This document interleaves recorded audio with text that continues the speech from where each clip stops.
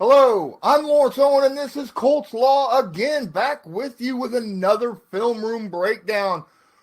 After week 2, the Indianapolis Colts faced the Minnesota Vikings, and let's just say that that game was pretty well one-sided, but we want to know why, right? Right now, the Indianapolis Colts have the number one defense in the NFL, averaging only 208 yards. They're giving up 208 yards of offense a game. That's it? What? That's 97 yards better than the number 2 defense in the NFL, in which there's 2 teams tied for that. That's almost 100 yards a game. And everybody, you played Jacksonville and you played Minnesota. Remember, this past week, Jacksonville played the Tennessee Titans, who also has a very good defense, and they ended up with 480 yards offense. And in week 1, the Minnesota Vikings faced the Green Bay Packers. Again, really good defense, and they had 382 yards. So the Indianapolis Colts have a great defense. But really, what makes this defense? What makes this defense?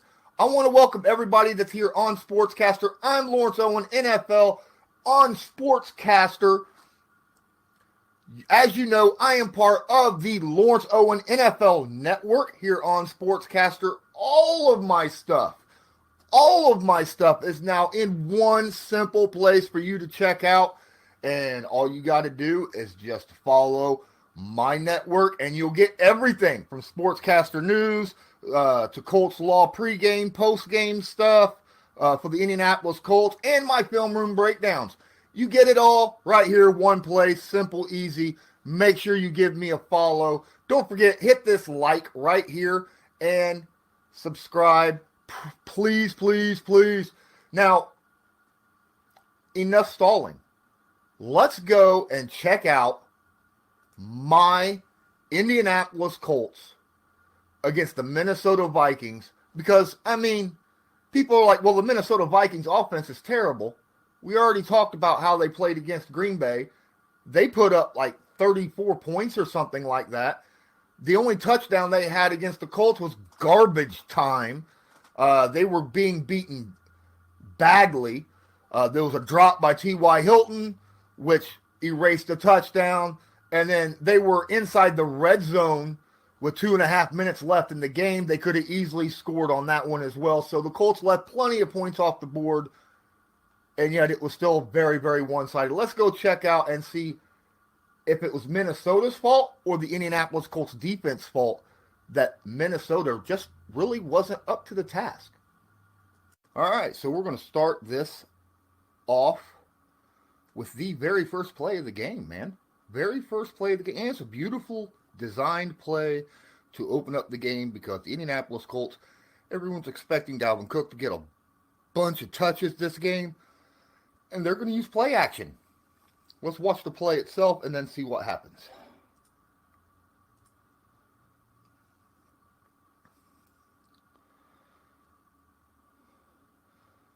Oof.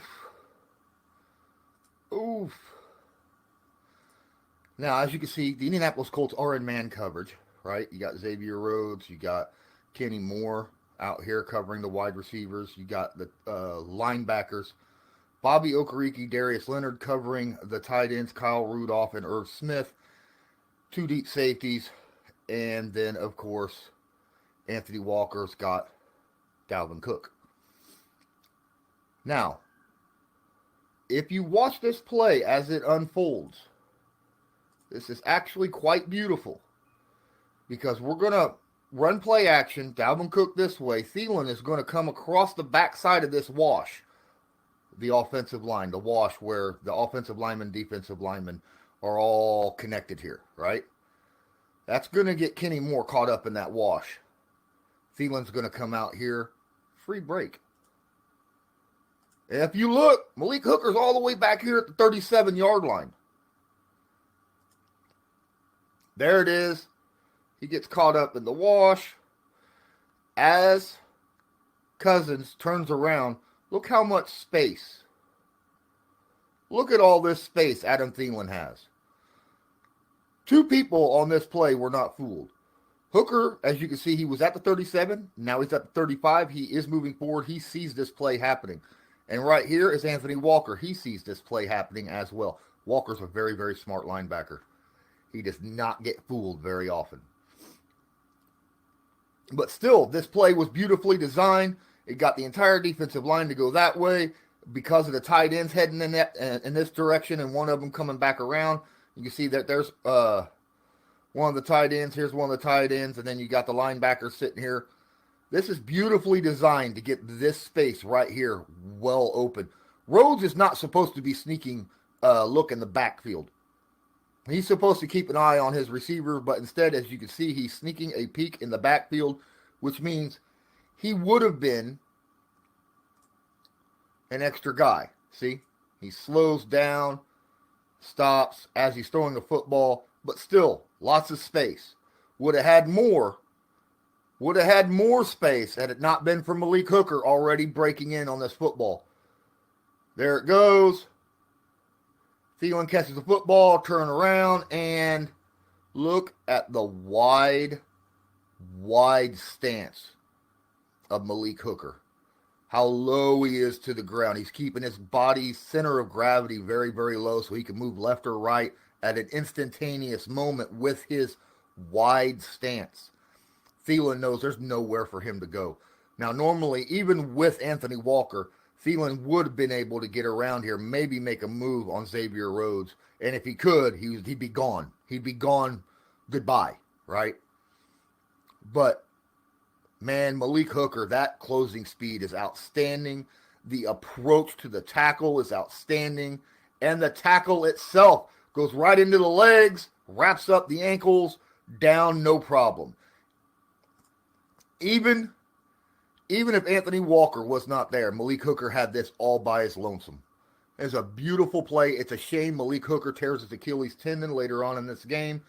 But there was an approach of Julian Blackmon, the rookie third-round pick or fourth-round pick, I can't remember exactly, for the Colts, come in and perform quite well. Either way, great play by the defense, starting this game off and setting the tone. All right, as I said before, Minnesota really did want to run the football with Dalvin Cook early in this game. Indianapolis Colts really held him up very, very well. On this play, Cook is going to get the football. He's going to get the opportunity to come here. He wants to cut it outside, but something happens. The Colts seal the edge. Now, I just want to say something. There is a very big-time obvious foul on this play, and it was not called. But let's just watch the play happen, and then we can talk about it.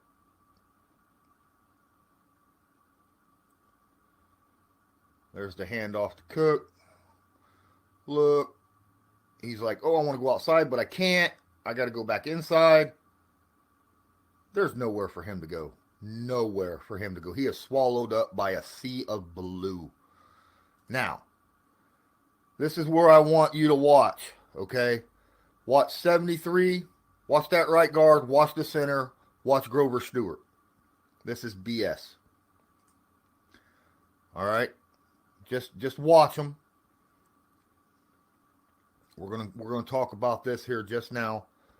Now, as you see, the center and Grover Stewart are in contact with each other. They right now are in contact, and if you look, or the right guard is, the center now is diving at the legs of Grover Stewart. That is called a chop block. When a defender is already engaged with another player and you block them below the waist, this is a chop block. That is a 15-yard personal foul right there. And that is blatantly obvious right in front of you. And yet it was not called. But that's okay. Let's keep going. Okay? Now, here's the handoff. As you can see, Cook's getting the football. He's got blockers out in front of him. But who is this guy coming up along the edge? Right here, it's Adam Thielen's dude. That is Kari Willis, the strong safety. He's coming up. He does a great job of taking the outside of Thielen. Because he takes the outside of Thielen, and then you got the corner kind of sneakily being right behind him, thinking, come on out here so I could dive at your legs. Come on, bro. No, Cook ain't having none of that. He's going to try to sneak around and come back through here, but DeForest Buckner's got his guy already beat. He just ran right by him, got behind the line of scrimmage, and he's squaring himself up. Once those two mitts of DeForest Buckner has you, you're done. Too much speed in the front seven. Actually, on the Colts defense entirely, to really run very well. You can't go outside the tackles on the Colts. They're too fast. The only way to beat the Colts is go right up the middle. But if you perform chop blocks and don't get penalized for it, you definitely want to go up the middle. I don't know. Either way, this was a really, really good run defense, even with Grover Stewart getting knocked down on the ground on this play. You're still here? Awesome. Thanks for watching this stream. Please, if you have a moment of your time, hit the like button and subscribe to my channel so you're notified next time I go live. And if you got a few extra seconds, hit that description down there below the video and check out all the places that you can follow me, whether it be Sportscastr here on YouTube, Twitter, Facebook, and there's a couple places where you can help donate to my channel. That way I can continue to bring all this content to you. Thank you for your support. Now, let's get back to the video. Kyle Rudolph was targeted a lot this game, and there's reasons for that. Kyle Rudolph has big play potential. I mean, he's a former Pro Bowler. And on this play, you watch what happens. This is an absolute gorgeous play by cornerback Kenny Moore. Probably the most underrated player on this team. And yet, what he does on this play is positively gorgeous. Let's watch the play right here. You got Kyle Rudolph, Kenny Moore. Watch the play.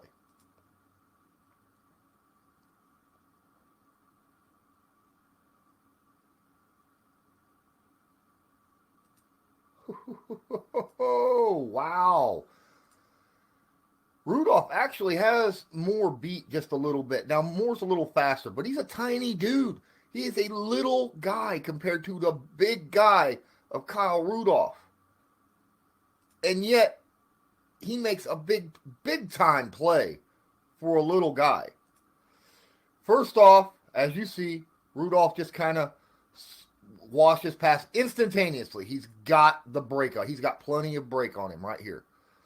Now, the safety is not, this is Malik Hooker. He knows, hey, Kenny Moore's got the speed to cover him. He don't have a problem here. He's more worried about right up the middle, right? So he's taking this middle out because this is the first place that you want to go.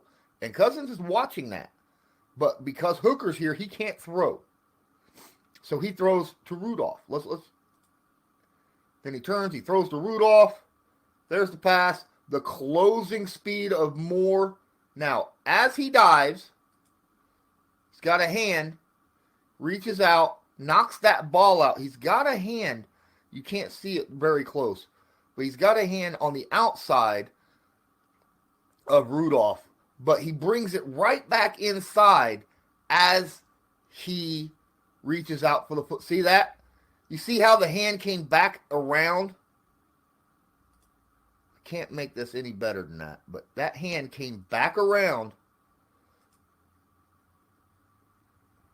See, both hands now in front of him. Just to show, hey, I was not affecting Rudolph's ability to make a catch, right? He made sure that both his hands were visible as he knocked that ball out.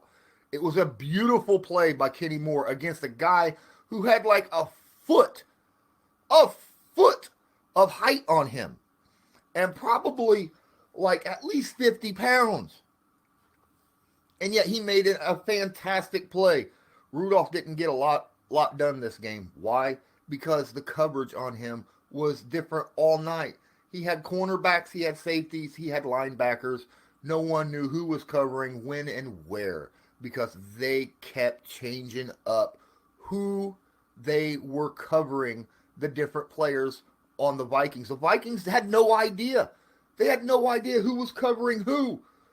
Even if they were in zone or in man, the Colts would consistently disguise who was covering who. This was a great play by Kenny Moore. Remember earlier I said the Colts have just too much speed to be running outside the tackles against them. You got to run it up the middle. Here they're going to try to hand the ball off to Alexander Madison out here on a little sweep edge, and there's just nowhere to go. Let's watch this play and see what happens.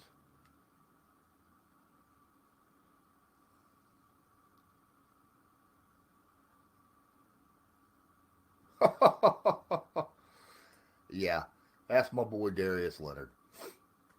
Now I'm going to tell you what happens. The right guard has Darius Leonard. That is his job. The right guard's going to kind of run through the wash and try to meet Leonard here. Leonard's just too fast. Way too fast for him to get to him. Let's watch. Slow motion. All right.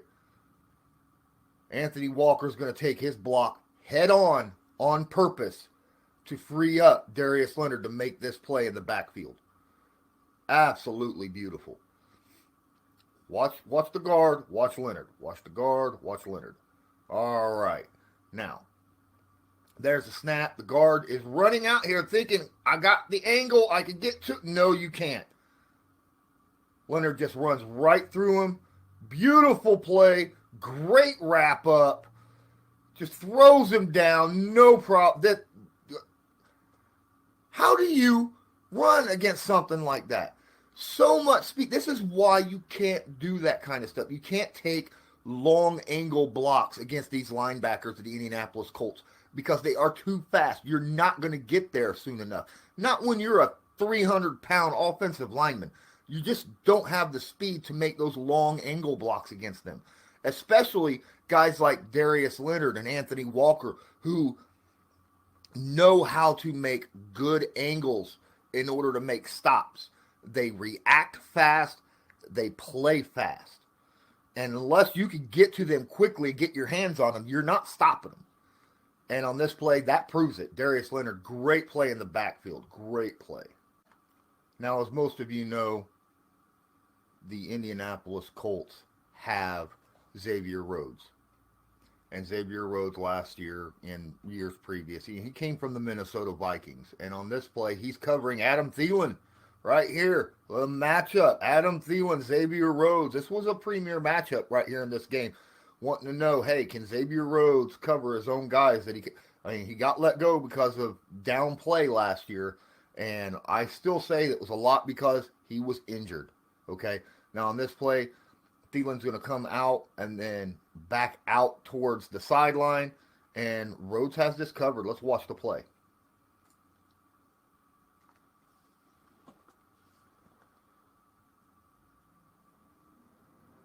Oh, hand fighting. Oh, what a play by Rhodes.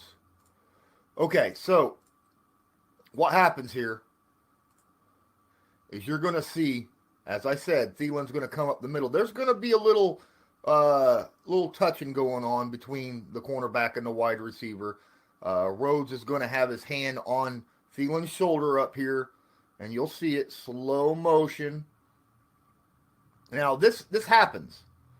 Right as he makes the break, there's going to be a little bit of hand fighting right here, right? But Thielen, he's not at all impeded by what Rhodes is doing right here. Thielen makes a good break. Even gets away with a little bit of a push off, as you've seen his arm was stretched out right there at the last second. See right here. No big deal. No big deal. He makes the break. Actually has Rhodes beat. This should be an easy catch. And Rhodes knows, hey, I'm beat here. So what does he do?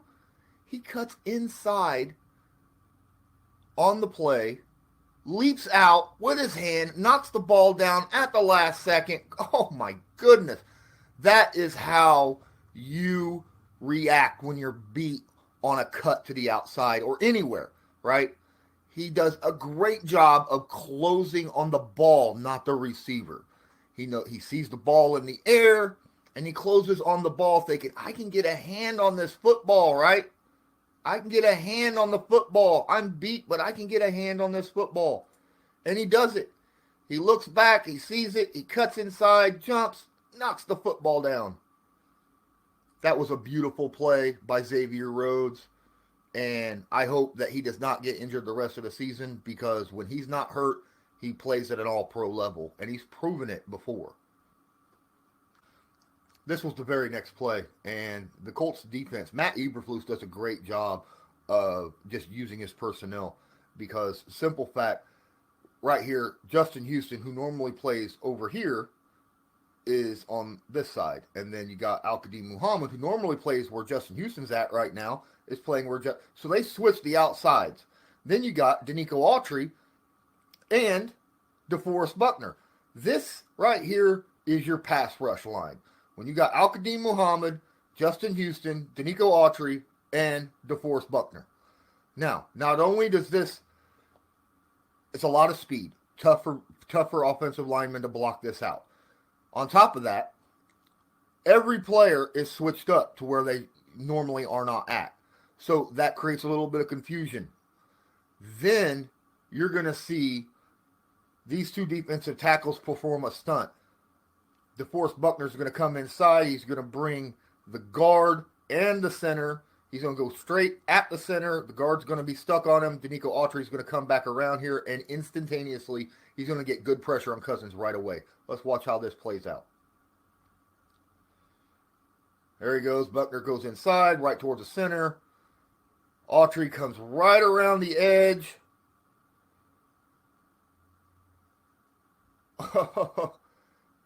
Not quite enough time. Not quite enough time. And he gets wrapped up by Buckner because Autry missed the tackle there at the last second. Now, this is bad because the camera thought that Cousins was throwing the football here. But as you see, he's going through his progressions. He's getting ready to throw the football. Autry grabs him. Oh, no. Autry misses, slips. But as he's getting ready to come back around, you got DeForest Buckner wrapping him up. Now, at that point, DeForest Buckner has him 5 yards deep in the end zone, wrapped up in a bear hug. This play is called dead in the grass. Now, the problem is this year, because there's no fans in the stands, the referees have an electronic whistle now. So we don't hear the whistle go off. All right, as fans, as media, we do not hear this whistle go off. The players hear it in their heads, in their helmets. And that's if the electronics are working. But this is dead in the grass. This is a safety. It's just too much confusion on that D-line. Matt Eberflus used confusion completely. He switched all of his players around on a pass rush. The way Buckner and Autry played this was beautiful. There was good coverage downfield to make Cousins have to go through his progressions, and he just did not have enough time, and sack for DeForest Buckner. Credit Danico Autry for getting the pressure early on. The Colts front line had so much pressure this game. So much pressure. Now, don't you forget, Darius Leonard, yes, he can stop a run. He is very fast, but man, this kid can cover too. And right here, you got Darius Leonard, and his job is to stop Irv Smith Jr. right here. And it's a good play. You watch. As Smith breaks, he should normally have, as he breaks off right here, he should be able, under normal circumstances against normal linebackers, because of his speed and athleticism, Irv Smith should be able to break away and get a catch off of this. But Darius Leonard is so fast, he broke in front of the pass. This should have been an interception. Look at that. He dove in front, got both hands on the football. Should have been an interception, but he dropped it. You can't throw the football against Darius Leonard if he's covering a linebacker unless there is a ton of space there. And there wasn't enough space. Darius Leonard had this all day. All day. I'm surprised. I mean, it would have been a tough interception, but I still think he could have caught it because he's made a lot tougher interceptions than that. As I said before, Irv Smith Jr., very fast, very athletic. You got him right here on the edge, right outside the tackle. And keep an eye, because he's gonna run a streak route right up the middle. And at this point, Malik Hooker's gone because of that torn Achilles, and you got Julian Blackmon taking his place. Watch the play happen.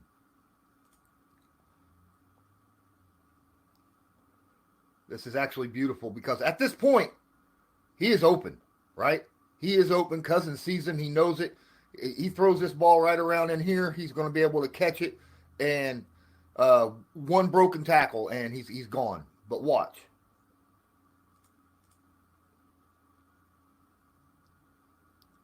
Nope. That ain't what's going to happen. Why is this? I'm going to slow this down. He steps back. He sees him immediately. Throws the football.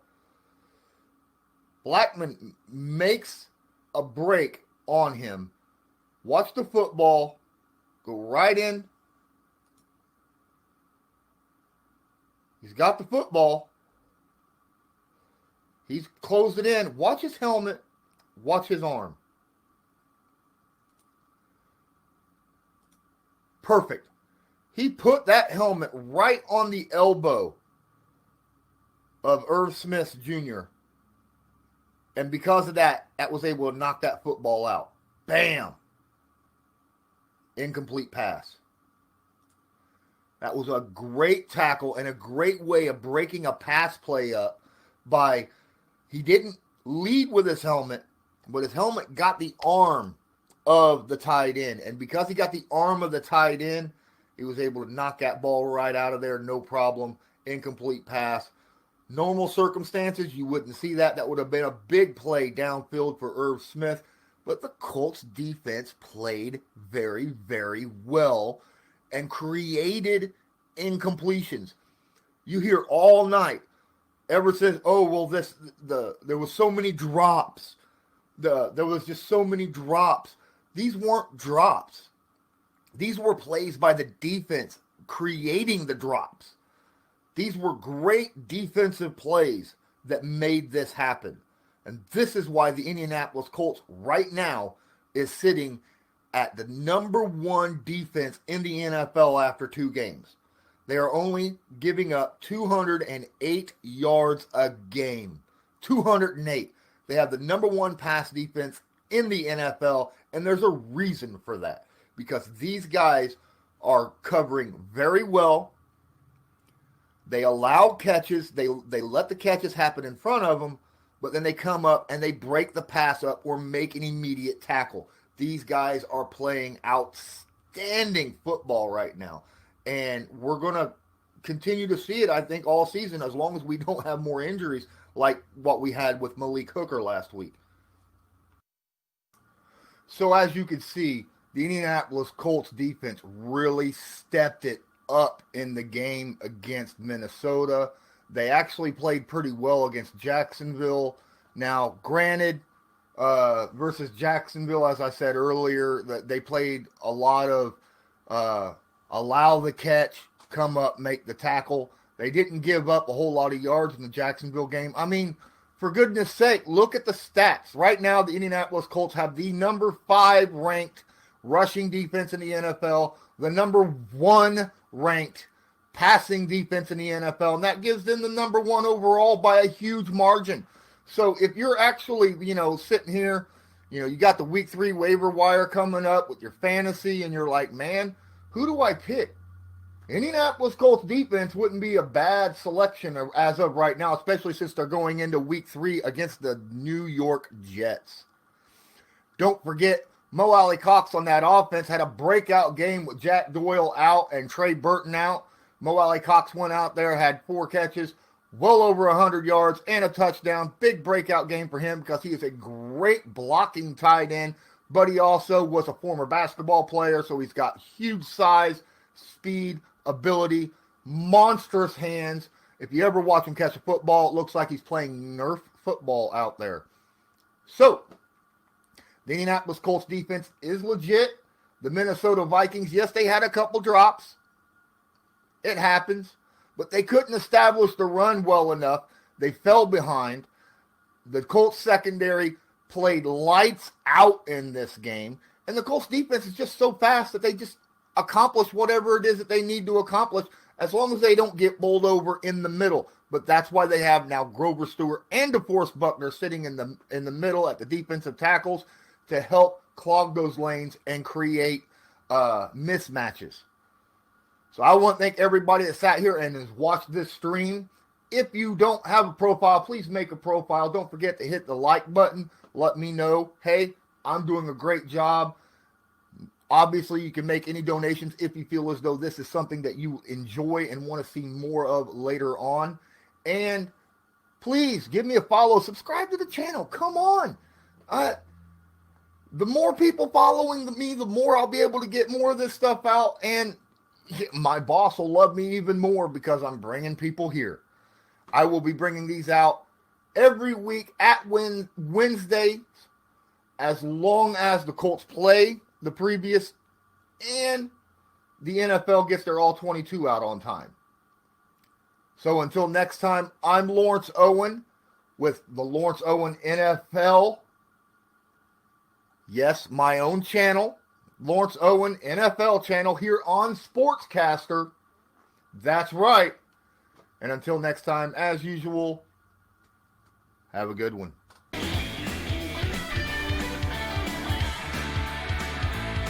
Just because a player's not a household name doesn't mean we can't make him a household name.